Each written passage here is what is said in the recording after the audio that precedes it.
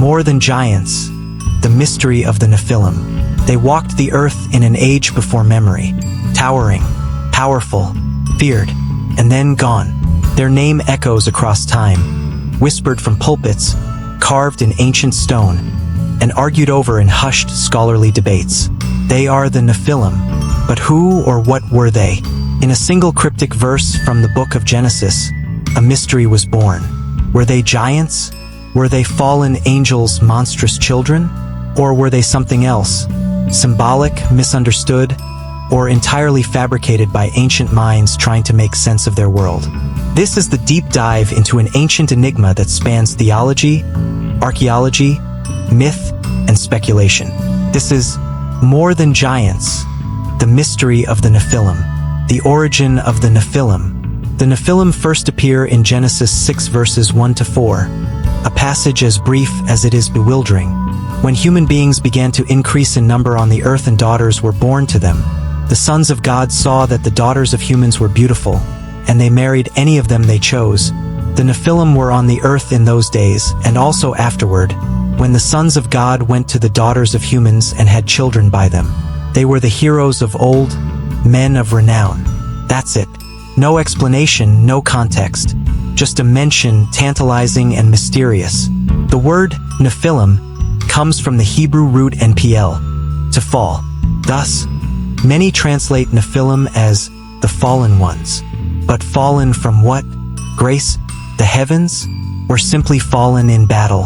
That question would launch centuries of theological debate. The giant theory, were they literal giants?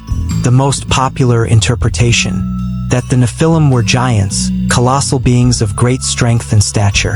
This belief was held by many ancient Jewish and early Christian scholars. The Book of Numbers 13:33 fuels this notion. Here, Israelite spies report, "We saw the Nephilim there. The descendants of Enoch come from the Nephilim. We seemed like grasshoppers in our own eyes, and we looked the same to them." This description implies enormous size, and from this verse the legend grew. In the Septuagint, the Greek translation of the Hebrew Bible, the word Nephilim is translated as gigantes, meaning earthborn. Not necessarily big, but the Greek mythological resonance with titanic beings gave rise to a lasting belief. The Nephilim were actual giants. Medieval texts and folklore often depict them as brutal, violent warriors who helped precipitate the flood, divine punishment for their corruption. Sons of God, angels, or kings. To understand the Nephilim, we must understand their parents, the sons of God and daughters of men. But who were these sons of God? One major view, held by many ancient Jewish writings including the Book of Enoch, is that the sons of God were fallen angels. According to this view, they descended to earth, lusted after human women, and produced hybrid offspring, the Nephilim. This is known as the angelic interpretation. The Book of Enoch, a non-canonical but influential text, expands dramatically on Genesis 6. It names these angels the Watchers, who descended on Mount Hermon, swore an oath, and corrupted mankind. Their children were monstrous giants who devoured the earth. And they became pregnant, and they bare great giants, who consumed all the acquisitions of men. And when men could no longer sustain them, the giants turned against them and devoured mankind. But others reject the angelic theory, especially within Christian tradition after the early church fathers. Instead, a human interpretation took hold. The sons of God were not angels but descendants of Seth, the righteous lineage, who intermarried with the daughters of men, descendants of Cain. The Nephilim were simply violent men, not supernatural beings. Theological tensions, heresy or truth. Why did the angelic view fall out of favor? Largely because it became entangled with dangerous theological implications. For early Christian leaders like Augustine, the idea that angels could physically mate with humans was heretical. Angels, they argued, were spiritual beings. They could not have biological children. Instead, Augustine promoted the Sethite interpretation, aligning with the doctrine of a moral division, not a supernatural one. Other scholars suggested the sons of God were kings or nobles, tyrannical rulers who used their power to take women as they pleased. The Nephilim, then, were their violent progeny, not celestial hybrids. By the medieval period, the angelic view was mostly sidelined in Western theology, though it persisted in folklore and apocryphal literature.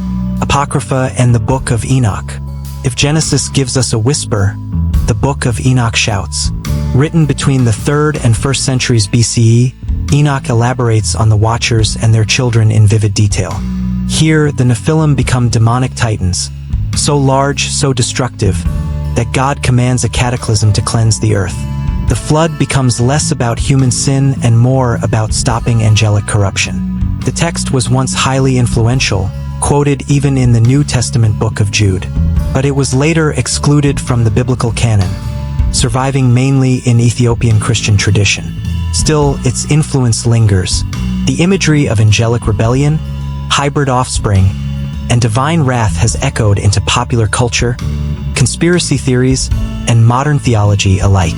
The Nephilim in other cultures. The idea of divine or supernatural beings mating with humans is not unique to the Bible. In fact, it's astonishingly common. In Sumerian myth, the Apkallu semi-divine sages were born of gods and mortals. Greek mythology gives us demigods like Heracles, Perseus, and Achilles. In Hinduism, the Mahabharata speaks of Rakshasas, giants and demons of immense power. Could the Nephilim be part of a shared mythological framework, an ancient cultural memory of a race of mighty beings? Or were they inspired by real rulers, tribal chieftains, or unusually tall humans whose legends were inflated over time? Archaeology and the search for giants. If the Nephilim were literal giants, where are the bones? That's the question that's fueled endless speculation. In the 19th and early 20th centuries, reports of giant skeletons discovered in North America, Europe, and the Middle East sparked headlines. Many were hoaxes or misidentified remains of prehistoric megafauna. Today, no verified archaeological evidence of Nephilim-sized humans exists. The average human height in biblical times was around 5 feet 5 inches. Skeletons taller than 7 feet are exceedingly rare, though not impossible. Still, fringe theorists insist that evidence has been covered up, hidden by institutions like the Smithsonian. These claims remain unproven. Symbolism and modern interpretations. What if the Nephilim weren't literal giants at all? What if they were metaphors? Many modern scholars interpret Genesis 6 symbolically. The Nephilim, they argue, represent the corruption of power, the blending of sacred and profane. The sons of God may symbolize spiritual authority misused, and the Nephilim, the consequences of that abuse. Others view them as archetypes, symbols of hybrid identities, alienation, or violence. The biblical flood narrative then becomes a cautionary tale about the dangers of unchecked power, not divine genetics. The Nephilim and the flood connection. Why is the Nephilim story followed immediately by the flood? Many ancient texts, including Enoch, link the two. The Nephilim were so violent, so corrupt, that they helped trigger divine judgment. They introduced forbidden knowledge, warfare, and chaos. Their presence accelerated the moral collapse of humanity. In this reading, the flood was not just a punishment of man, but an act to purge a hybrid, corrupt race. This echoes Mesopotamian flood myths, like the Epic of Gilgamesh, where gods send a deluge to reset a broken world. Echoes in the New Testament and beyond.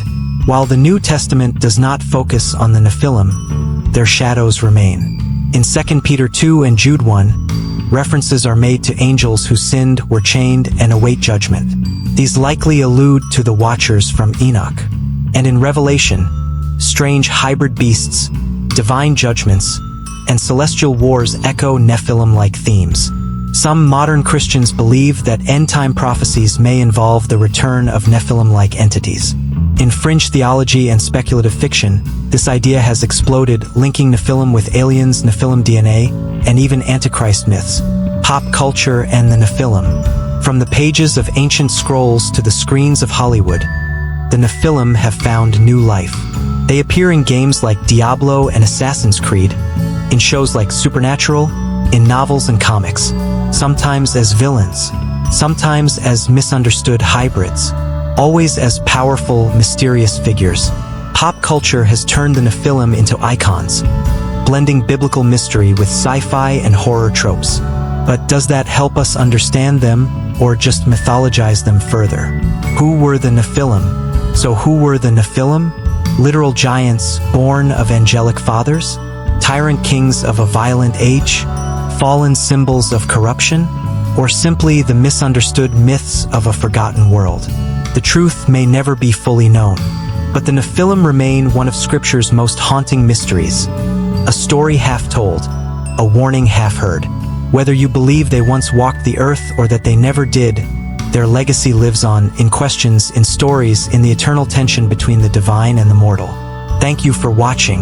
If you found this journey through ancient mystery compelling, subscribe for more explorations into the unexplained, the theological, and the historical. Until next time, keep questioning.